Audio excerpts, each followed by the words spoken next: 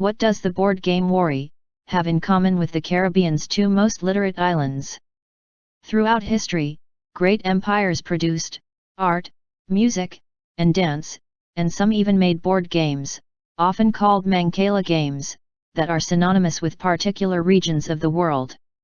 The earliest form of the chess game dates back to India in the 6th century, and was called chaturanga or cater. Xiangqi originated in China, around the 7th century, and was later called Chinese chess. Africa has its version of Mancala games, and one such game is called Warri, which was adapted from the Warri game, which also dates back to the 7th century. Mancala games are two-player turn-based strategy board games, played with small stones, beans or seeds, and rows of holes or pits in the earth, a board, or other playing surfaces. The objective of the game is usually to capture all, or some set of the opponent's pieces. If you haven't done so yet, please give us a like, share, and subscribe to the channel for more educational videos.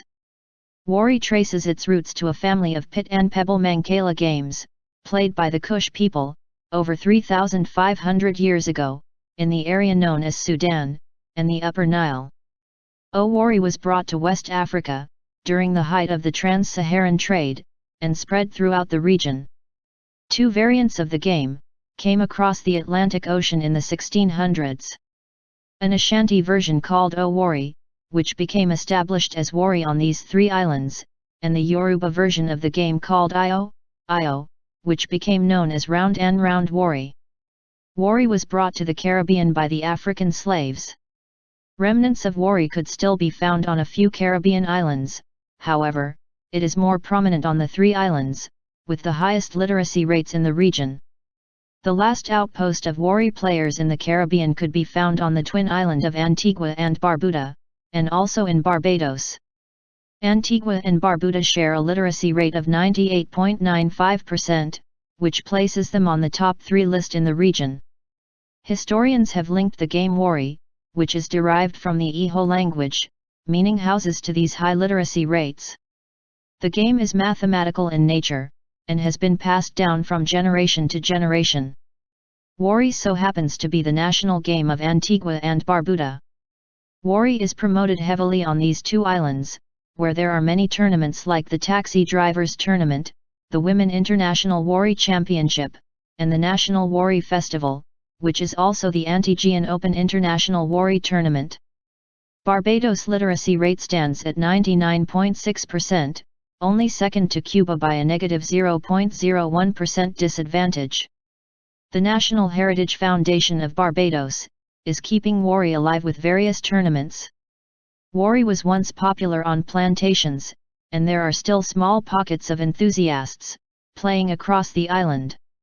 Unlike Antigua and Barbuda, Warri is struggling to survive in Barbados, with fewer and fewer people playing or attending matches.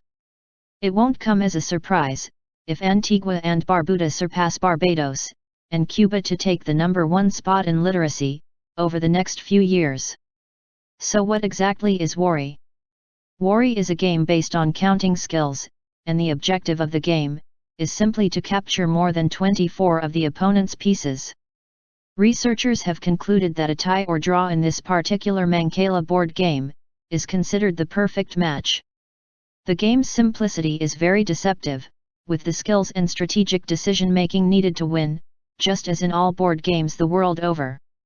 Remnants of Warri in Barbados could be seen carved out near the ocean on cliffsides, as to suggest that the slaves might have been reminiscing about their homeland, as they played the game that connected them to Africa, near the one thing that kept them from returning home, and that is the Atlantic Ocean on the east side of Barbados, that would connect them to the Atlantic Ocean on Ghana's coast.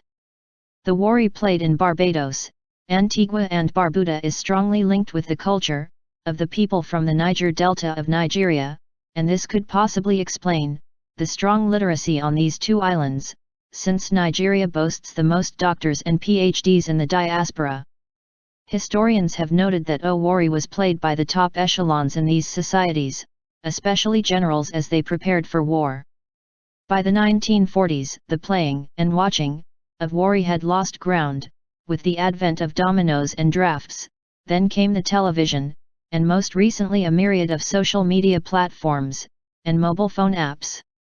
In 2002, Hama Films of Antigua produced a drama called No Seed, which is a story of power and deception that parallels the Warri game. I'll link it in the comments section below. Thank you for watching. And if you haven't done so yet, please like, share, and subscribe. One love.